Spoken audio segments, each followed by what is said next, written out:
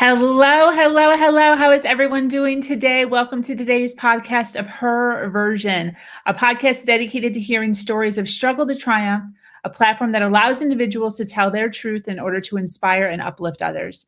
I am your host, Sabrina Victoria. If you are new to this podcast, make sure you follow, like, subscribe, and share. Today, we have an amazing guest speaker with us, Jody Anderson. Jody is the mother of 4 beautiful daughters and is here to share a story of light and hope. Looking at Jody now, you would never know the challenges she endured in her younger years and well into her adult years. Foster care, abuse, infidelity, to name a few. These traumatic events led to feelings of unworthiness and hopelessness. She is here to tell her story in order to reach out to all the young women out there that are struggling with their self-worth in order to give them encouragement to find happiness in themselves internally first before looking to someone else. How are you? I'm good. Thank you for having me. Is it Jody or Judy? Jody, Jody, okay. Jodi. Yep. While I was saying it, I'm like, oh my gosh. No, it's right. You're right. How was your day today? I'm having a good morning so far. It's beautiful, like 70 some degrees today, and the sun is shining. So absolutely beautiful. Awesome. It looks like the sun is coming in all nice and warm on you. Yes, feels good. We're Wisconsin, so we take as much sun as we can get. Of course, of course. Well, I'm so excited to have you here. Thank you so much for taking some time out of your day to relax with us and share your story. I'd like to just jump right in. Do you mind opening up a little bit about your younger years and what led you to eventually feel the need to marry so young? So there's a lot, so bear with me. So I was born basically to a single mom, and she was an abusive parent. She had some mental illness herself, and so my childhood was pretty rough. I didn't have my dad, didn't know who my dad was. Um, my family is very light skinned. They're white, and I am white also, but not just white. But I didn't know my ethnicity, and so I think there was a piece of me that felt like I didn't belong. Also because I didn't look like everybody else, and I grew up in a pretty small town. And there was a lot of abuse, and my mom had nervous breakdowns frequently, and so I was put into foster care and then sent back home, and put into foster care and sent back home. And I think part of it too is like the culture of the small city that I lived in. That was what people did. Like, we graduated high school, we got married, and we had kids. And so it hadn't occurred to me yet that there was a different path than that to follow. And so that's how I started out. I found someone that I got along with well at the time. I think that was all the requirements I really needed, right? And so so I got married and had I actually had my first daughter before I was married, and then we got married, and then had my next daughter, and then the marriage ended. But when I was young, there was a lot of physical abuse. There had been some sexual abuse. There's definitely was emotional abuse happening. So you can imagine like the self-esteem and where I was at, and definitely just looking for love, wanting to be loved. Yeah. I think a lot of young people in general feel that, and Yeah, need to feel needed. I feel like I didn't, and it's not a blame game. Like, my mom probably didn't have the skills, but she definitely didn't pass them to me. So I wasn't told and taught the things that I needed to be able to make a good decision about a partner that was a good fit for me. So when I say, like, the important thing was we were attracted to each other, we got along, right? That seemed to be it. And so I didn't even know myself, probably, really, right? So it just failed. And I see that too in girls, and I talk to my 4 daughters too. It just like the importance of trying to figure out the right partner, and it can take a while, and all the things that you need to go through, because when you don't have the love, when you are lacking that, when you're lacking all of the things that comes from an abusive childhood, self-esteem and safeness, that's exactly what you crave. And it's dangerous because sometimes even the people that you end up with aren't intentionally hurting you, but there's a level of control they can have, right? Because you need them so much and you rely on them and they love that, but they also can then dictate most things that you do. 100%. And it can just be, it's a rough road. And I think we shared with the audience that I work in high school. So I work with teens quite a bit. And that's like my biggest message is I want them to know who they are and be solid in who they are so that they can make good choices, because I don't want them to be my age and have to come back and fix it. Exactly. I totally understand that. Was it the one marriage? I was actually married twice. I was married for a year and a half the first time, and I had I think my oldest daughter was 2 or 3, and then at a 9-month-old. And he was cheating. He was cheating before we were probably even married, and I don't know that I knew that or wasn't allowing myself to know that. Yeah. But it was very clear when my youngest child was 9 months old. My youngest child with him was 9 months old. And when I confronted him, of course, he wasn't honest. And I reached out to his family, and they were more angry at me than supportive. And Wow. I was young enough to be like, this is not okay. I'm not going to stand for it. I stood up for myself. And it wasn't right. It wasn't right for him, and it wasn't right for me either. And I have beautiful children, so that's good. But then a few years later, I met someone else, and we also had children. I had 2 children with him, and we were married 10 years. But he also cheated horribly. I mean, I know at least 14 times that I found out about that. Wow. So that tells you how much I didn't know. But again, I wasn't necessarily healthy yet, right? So I'm still plugging away. It's so easy to do in your 20s and 30s to just be like on the groove, and you're doing this and you're doing that, and you're just getting through, and you're not really slowing down long enough to think. And I was raising kids, and so I stayed 10 years because I knew what it would be like without a little bit of support to help raise those kids. But then I think, and I don't know if I'm just going to talk. So I think I remember the moment when I realized you have a decision to make. One of my foster parents had said to me one time, like, when things aren't good, you have a choice to make. You either change it, right, and you move on, or you stay with it. But then you lose the right to complain about it because you've made that choice. And so that was where I had to be. Like, what are you going to do? And a lot of things played into that. I have 4 young girls that are looking at a mom. And if this is the life that I lead with them, that is the life that they will have. So as a mom, and most moms will relate to this, we don't care if you're hurting us. But the thought of someone doing that to my child, I cannot handle. 100%. So, yep. So I was like, can't do that. And I also remember thinking, like, there's a good chance this is how it's going to stay. So if you stay in this, you're making that decision that in 5 years, 10 years, whatever, 5 months, you're going to be crying, and this is how it's going to be. And it was horrible. It was the last time that he cheated, ended up having this female who I had thought was a friend, right? I had a friend, and these 2 girls were friends, and that's how I met the second woman. And the husband that I had cheated with the second woman via my first friend. So here's my 2 friends at her house. Yeah. So, but she would, like, my ex-husband or he was my husband at the time, but like, she would call and he would put me on the phone, and she would be telling me, I'm a better mother than you'll ever be, and we're going to take your children and we're going to go live here. And he allowed that.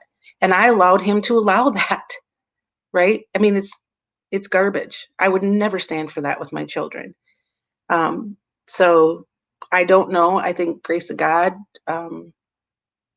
probably some pretty good friends I had at the moment. It has to be God. I can't think of any other thing else. I got through and I got away. And I've been divorced since. I'm not remarried, and I'm fine with that. So, yeah. That's awesome. What do you wish you knew before you got married? I definitely think the being solid about myself Mm. and knowing who I was. Also, for some reason, I don't know where I got this, but if I was in a relationship, even dating, and we broke up, I felt like it was definitely something wrong with me. It never occurred to me that we just weren't a good fit. And so it damaged me every time. It destroyed me because I took it like something's wrong with me again. There's still something wrong with me, and I think I wish I had known then that it's a process. Yeah. It's like trying on a shirt. This one doesn't look so great on me. I'm gonna do something else, right? It's a process. It's okay. It's okay to not be the one. It doesn't mean it's you. It doesn't even mean they're a bad person. It just means if I want good harmony, I have to find that good partner. I have to find the right combination. And that's really what you're doing. And I think I also, again, because of where I lived, it never occurred to me that you could go to college and have a career and then have children. And not that other people weren't doing that, but I wasn't a part of those groups. Those were the kids that came from good families and were college bound. I wasn't college bound. This is what I was going to do. So there's a few things that I think I would do over. And I would not marry so young. It's okay. It's okay to just be with a partner for a very long time and enjoy your life. Yeah, I'm right there with you on that. So when you left your last marriage, you had 4 children. Mhm. How did you so I want to talk about this because there's so many women in this situation. They've got even 1 child, doesn't matter how many, but 4, I mean, that's something to talk about there. Um, the fear of not being able to financially support, the fear of how to do it a lot of times bubbles up whenever they think that or know that they're not in the correct partnership. How did you finally leave? What did you do? So I'm going to tell you, it's not a magic wand. Yeah. So I tried more than once. So that's why, and when I say people should be gracious with themselves, because it might take a couple of tries, right? Um, I love that you're saying that, by the way. so I would say you need to leave. And then I was good for 2 or 3 days. And then when the friends stop coming to visit and letting you cry on their shoulder and supporting you, you are left alone. And that's when you get weak. And that's when you reach out to your partner again and you convince yourself that they will change, things will be better.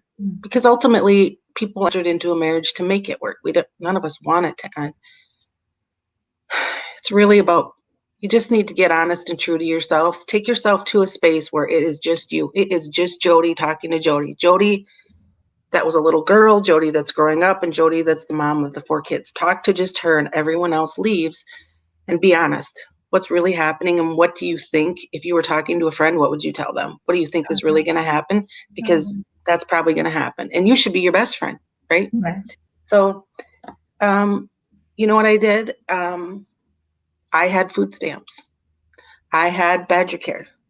I was a teacher's aide, a substitute, and I worked as many hours as I could. I worked at a bar and grill as a dishwasher. I worked wherever and whenever I could. I tried to work opposite of like I would work when my kids were in school if I could, so I didn't have to worry about that. But my oldest daughter was with my kids sometimes. I honestly don't feel like I left her with them constantly or anything. It wasn't like days and days, but we all pitched in and we did what we had to do. And I had actually in my second marriage, we had applied for a Habitat house and we were accepted, and we had a Habitat for Humanity house. And so through them, I met some really great people that were One of them was a student support at the campus in town, our community college. And so we just talked, and eventually I thought, okay, I'm going to go to school. I can't remember exactly how it came about. Like, I think I just had not believed in myself enough yet. And so I started school. And so when their marriage was ending, I actually had already been in school for a semester or two. Um, and I also think that helped. I think when I was in college, I was surrounded with a variety of different people and some very strong people. And so I saw that glimmer of a different life. And I'm almost 50 now, so I don't have that energy I had then. But I remember then being like, I'm doing it. This is what I'm doing. And I went for it. So it wasn't easy. I don't like I'm not the I've said this before. I'm not the gal that gets to go on Oprah and say, "Here I am," and it's all great, because it hasn't been all great, and it's been a struggle. But I did it. Other people can do it, and I think that's more realistic than thinking like one big thing is going to happen and fix it all. It isn't. You have to have some good friends and a good support system and faith, whether it's God or it doesn't really matter, but just faith that you can do it and move on. And I did. So, like I said, I had a lot of lot of jobs, and I did end up meeting somebody in the small town that I was living in, um, and had a relationship, and decided to move. So then I moved to the Madison area with him, um, and as I saw that one maybe not being a right fit, also. I knew because I was a teacher's aide at the time, I knew I couldn't support my children on my own wage. So the hardest part for me then was I had 3 jobs at one time. Wow. I worked full time at the school, and then I cleaned office buildings in the evening, and then I did respite care for students with disabilities and stuff on the weekends and some weeknights whenever I could, and decided I'm going to get my teaching degree. So I went to applied and got to a master's program where I could get my master's degree and my teaching certificate at the same time. That's awesome. And then I could breathe a little bit. It was a lot. I was tired. I think I didn't stop and feel sorry for myself a lot, because I wouldn't have been able to keep going. But please don't think there were not tears. I'm quitting school. I can't do this. I can't do it. I can't do it at all. I'm not smart enough. I did all of that. Mm.